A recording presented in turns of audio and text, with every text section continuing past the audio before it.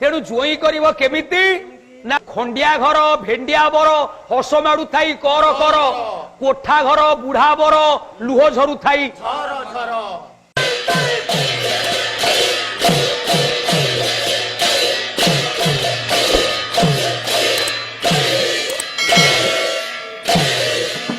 Coulomb च शीलम च वयसश्च रूपम विद्यां च वित्तं च सनातथां च येतान गुण सपत परीक्ष्य देयम कन्या बुधै से समचिंतनीय।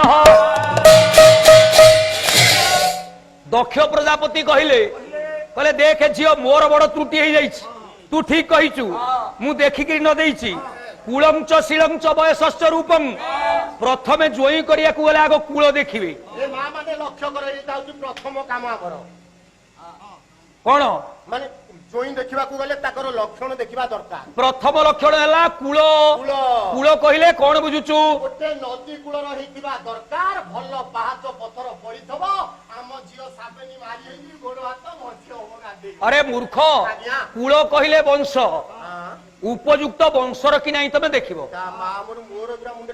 बुझी पारलु। तापरे 2 नंबर लक्षण जोईर मन रखे शील ना माने जोई करबा को गले ताको अगणा बारियार सब देखिबे बगड़ा शील कोठी पड़िछि जति शील नाही सेठुआ के पीछे किरे काई की जोई लक्षण सेठी ना एबे हमें ग्राइंडर दउचु छियो बाटीबा उ पत्थर टेकीबोनी नाही को ग्राइंडर एठी लेखाय कि एपटे परा लेखाय छि शील शील शब्दर अर्थ तू कहू जो बोटा शील आज्ञा आज्ञा तालबेश हर्षईकारल शील बोटा शील मु कहूची तालबेश रे दीर्घईकारल शील समान चरित्र जोईर 2 नंबर लक्षण होची चरित्र चरित्र देखिबा आज्ञा सेति पई कि नरेंद्र महांती जणे कवि भद्रक जिल्लार कहिले युवक प्रतिभा अच्छा से कोन कहिले बोले चरित्र रे जारो महानता नाही से काहू गढिबो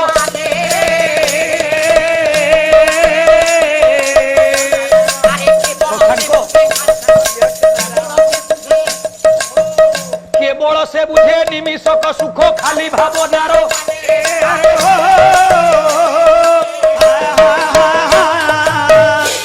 शत्रुघ्न आम कथा भीतर कुआ नरेंद्र महांती कहले चरित्र रे जार महानता नहीं से काहू गढ़िबा आने केवल से बुझे निमिषक सुख खाली भावनार माने।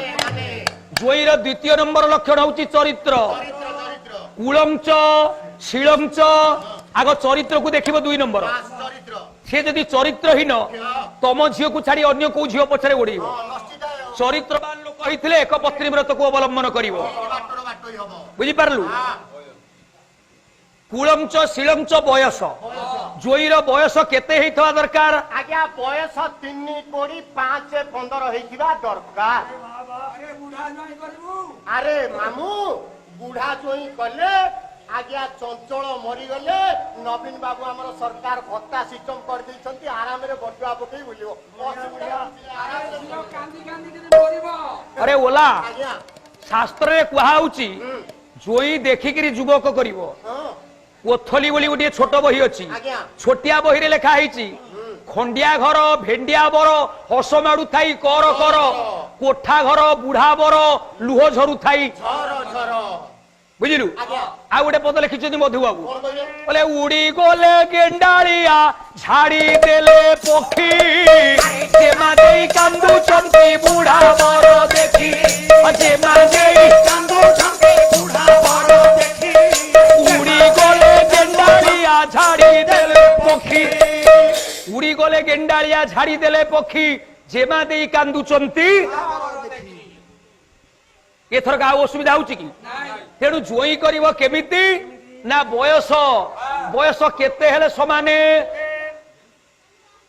कहलु देखी जदि झियो को वर्तमान जुगरे 20 वर्ष जोई की 25 हेले समान बयस सत्य जुगरे सेमिति नथिला सत्य जुगरे जदि झियो को 20 जोई की होउथला 60 वर्ष तापरे त्रेतया जुग आसी गला झियो को जदि 20 जोई की 40 द्वापर जुग झियो को जदि 20 जोई की होउची मात्र 30 कली जुगरे मात्र 5 वर्ष अधिक हेले यथेष्ट झियो 20 को जोई 25 ये कथा डाक्तरखाना कांथरे भी लिखा है बुझी पारलु 20 रु कम रे बाहागर कले तू भी जेल रे पसिबु 18 वर्ष मोटामोटी रखिचु बुझिला तेबे कथा होची कुलंच शिलंच बयसश्च रूपं विद्यांच वितंच प्रथमे जोई पाठ पढिछि ना नहीं देखिबो ना काई की पाठ देखिबो कोन चाकरी करिया पई दुई दुई नेत्र सकल जन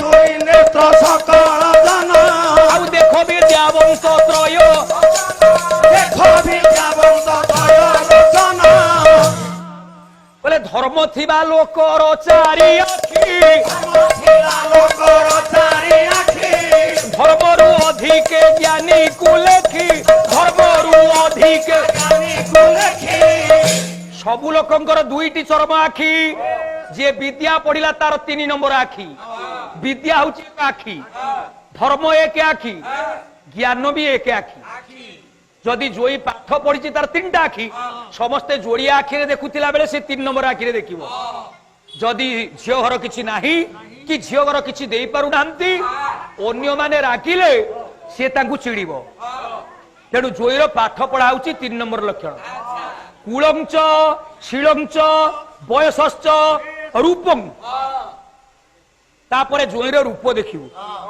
जोई केमिति करिबा बोली सती की कहउचंती दक्ष मोर बा भूल हो जाइछि बोली आज अपमान मु पाउची कुलंच शिलंच बयसश्च रूपं जोईर रूप केमिति हबा दरकार आकृतिर हेतिबा दरकार जोईर रूप आज्ञा शत्रुघ्न सुंदर कलारे धଳାରେ देखा जाएनी बोली जनी मंजी करी हेतिबो अच्छा कहिलु सोनी मंजी भलिया कला बोली कोन ताकू सुंदर को आजीबनी मु बिल्कुल ताको पसंद करेनी अरे कृष्ण केमिति देखिया को कला तांको स्त्री राधा हेले धळा हां राधा बोली अच्छा कहिलु देखिया को शिव केमिति पूरा कर्पूर गौरव कर्पूर गौरम तांको स्त्री कालिका हां कालिका झियो कालिका ना नहीं काली हां काली काली खाली सेतिकी नुह आउ चंद्र होउछंती पुओ पिला धळा तांको स्त्री रात्रि से काली ना नहीं हां काली असुविधा होची नाई पूरा सेटिंग राम देखिया को अति कला तांको स्त्री सीता हेले गोरी गोरी होउची ना नहीं हौची ये काई हेची एमती कहले काई की ये सब डिमांड के टंका लोभरे एमती सब हे जागिया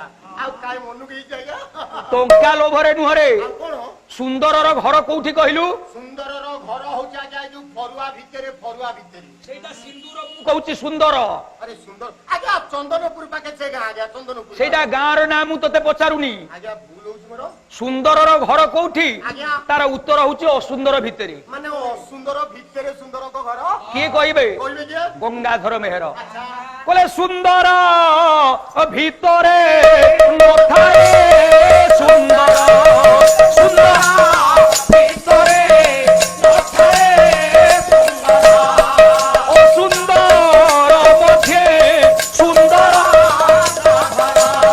ও সুন্দর মধ্যে সুন্দর করা आमे गणेश पूजा जेतेबेले पुरोहित करिवे कोन पढ़िबे खरबं तुलतनु गजेंद्र बदनम लंबोदरम ता तळे लेखा आइछि सुंदरम सुंदर लोकटा अति छोटिया हिथबो आज्ञा अरे डेंगा लोक हेले बड पेट चली जीवो हां बड़ पेट हबो पुनी पेटुटा गोलिया हेले सिना सुंदर आज्ञा तांकर शिळुकुआ भलिया लंबालिया लंबाड़िया पेट खरबं हाँ। तुलतनु हाँ। गजेंद्र बदनम आज्ञा मुहटा मनीष परी नुहे हाथी परी हाथी परी से हाथीर जोड़ाए दांतुरु आज्ञा गोटाए दांतुकु पिटिकरी भांगी देइछि किए आज्ञा खंडे भाजी करी जाई जाई परशुराम बाड़ीकरी भांगी देले गणेशଙ୍କ सहित युद्ध करिकरी आज्ञा शिवଙ୍କ बड़ पुओ सी हां बुझी पारलो आज्ञा ता माने एकदंतंग महाकाय हाँ। ता तळे लेखा हिची सुंदरम अरे सेटा पेंटिंग ओळो बाळ हेती सेटी असुंदर लेखा हबा कथा असुंदर सेटी सुंदर लेखा के पेंटिंग ओळो बाळ आज्ञा सेमिति तू कहले चलिबनी आ कोन काई कि आमे तांकु सुंदर बोली कहिचु काले काई की अच्छा जगन्नाथ हाथ अछि नहीं। गोड़ अछि नहीं। नाक अछि नहीं। किछि नाही ना। तांकु आमे केमिति कहिचु कोन कोनची कोटि कंदर पखु जिणी जाईछि जहांकर रूप बाबारे सुभद्रा परिणୟରେ भंज ଲେଖିଛନ୍ତି ସ୍ୱଭାବେ ସେ ହସ୍ତପଦ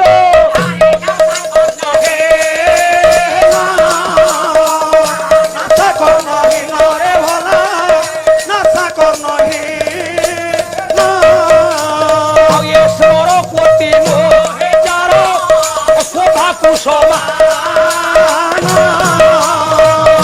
ଭଞ୍ଜ କହିଲେ ସ୍ୱଭାବେ ସେ ହସ୍ତପଦ ନାଶା କର ନହୀନ ଗୋଟିଏ କନ୍ଦର ପତା ତ ସହିତ ସମାନ ହେବେନି ତାହେଲେ କାହିଁକି काई आज्ञा ନା ଆମେ ପ୍ରତ୍ୟେକ ମଣିଷ ଗୁଣକୁ ସୁନ୍ଦର ବୋଲି ଧରୁ, ରୂପକୁ ସୁନ୍ଦର ବୋଲି ଆମ ଭାରତୀୟ ମାନେ ଧରନ୍ତିନି।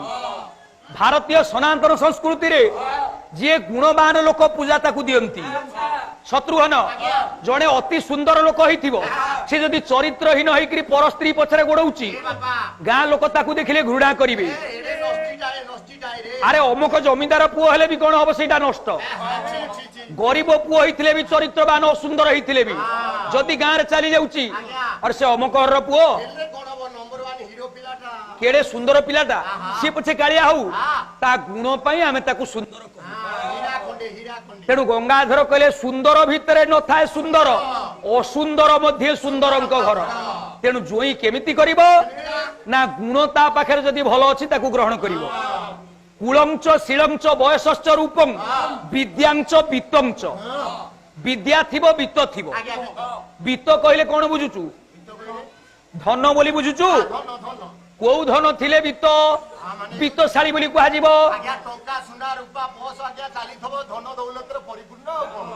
ଏଇଆକୁ କହିବୁ ବଡ ଧନୀ ବୋଲି? ଆଚ୍ଛା କହିଲୁ ଓଡିଶାର ବଡ ଧନୀ କିଏ? ମହିମା ମିଶ୍ର, ବୁଝିଲୁ? ତାପରେ ଆମ ଭାରତରେ ବଡ ଧନୀ କିଏ କହିଲୁ? ଯୋଉ ମୁକେଶ ଅମ୍ବାନୀ। ଆଚ୍ଛା ବିଶ୍ୱରେ ବଡ ଧନୀ କିଏ କହିଲୁ? ଆମେରିକାର ବିଲ୍ ଗେଟ୍, ବୁଝିଲୁ? ସେକେଣ୍ଡ ଭିତରେ ଯଦି ତାର $1,00,000 ହଜିଯାଏ, ସେ ତାକୁ ଅନେଇବନି, ଗାଡି ଚଢିକିରି ପଳେଇବ। ପଇସା ପଛେ ସେମିତି ଡଲାର ତାର ପଡିଥିବ, ସେଇ ସମୟ ଭିତରେ ସେ $10 କମେଇଦବ। ଏଇଭଳିଆ ଧନୀ, ତାକୁ କୁହାଯିବ ପ୍ରକୃତରେ ବିଶ୍ୱରେ ଧନୀ। ଆମ ଓଡିଆ ଭାଗବତରେ ଜଗନ୍ନାଥ ଦାସ କହିଲେ ଧନୀ କିଏ? କହିଲେ ଯେ ଥାଏ ଇଷ୍ଟ ଧର୍ମ ପାଳି, ଧନାଢ୍ୟ ତାକୁ ଧନାଢ୍ୟ ତାକୁ ଏବେ ବୋଲି, ଯେ ଥାଏ ଇଷ୍ଟ ଧର୍ମ ପାଳି। ମାନବୀୟ ମୂଲ୍ୟବୋଧକୁ ଯୋଉ ଲୋକ ପାଳନ କରିଛି ସେଇ ହଉଛି ଏ ସଂସାରରେ ଧନୀ। ଶତ୍ରୁଘ୍ନ ତାହେଲେ ଭାଗବତ ଆମର କଣ ଶିକ୍ଷା ଦେଲେ କହିଲେ? ଟଙ୍କାକୁ ଧନ ବୋଲି। ଆହୁରି ଗୋଟାଏ ଜାଗାରେ ଲେଖା ଅଛି ଦଶମ ସ୍କନ୍ଧରେ, କହିଲେ ଧନାଢ୍ୟ ବୋଲାଏ ଶୟରେ, যে ইষ্ট ধর্ম প্রতি, যে ইষ্ট ধর্ম প্রতিপালে ধনাঢ্য বোলায় শয়লে। দরিদ্র কিয়ে? শাস্ত্রে দরিদ্র দেখন্তু ভিকারি কি নুহ, ধন চিন্তা দরিদ্র লক্ষণ। শাস্ত্রে দরিদ্র কিয়ে না যে ধন পছরে গোড়েইছি। যে গরিবকু আমি দরিদ্র কইপারিবা কি? তার যদি ধন চিন্তা নাই, ধন চিন্তা সমানে দরিদ্র। কিন্তু সেই লোক হচ্ছে দুনিয়ারে ধনী যে ধন চিন্তাକୁ ছাড়ি মানবীয় মূল্যবোধକୁ বঞ্চাই রাখিছি, যে ইষ্ট ধর্ম প্রতিপালন করেছি। সেমতিয়া জয়ী তুমি দেখিব। কুলঞ্চ শিলঞ্চ বয়সশ্চ রূপং বিদ্যাঞ্চ বিতঞ্চ সোনা তথাঞ্চ। জয়ীর 7 নম্বর লক্ষণ সোনা। তা ঘর দ্বার সমস্ত পরিবারକୁ পচারিবে জয়ীর না যদি সোনা রইতিব সে দুনিয়া পছই পছই আসিবে। সোনা খোঁজি খোঁজি করিবে জয়ীর না। আরে মূর্খ, জয়ীর 6টি লক্ষণ, আউ গোটিয়ে লক্ষণ তা বাপাকু দেখিব বলি কুহাইছি। তা বাপাকু কোন 7টা লক্ষণରୁ গোটাଏ হেলে বাপাকু দেখিব। মানে তো জয়ী করিବାକୁ જો তা বাপাকু কাହିଁକି ଦେଖିବ? জয়ী করিয়াকু গলে কোন বাপাকু দেখিব। কোন জয়ী খোঁজিବାକୁ ଯିବ ନା ତା ବାପାକୁ ଦେଖିବାକୁ ଯିବ? যদি বহু খোঁজিয়াকু যাব কাহাକୁ ଦେଖିବ? তা বউকু দেখিব। মা গরি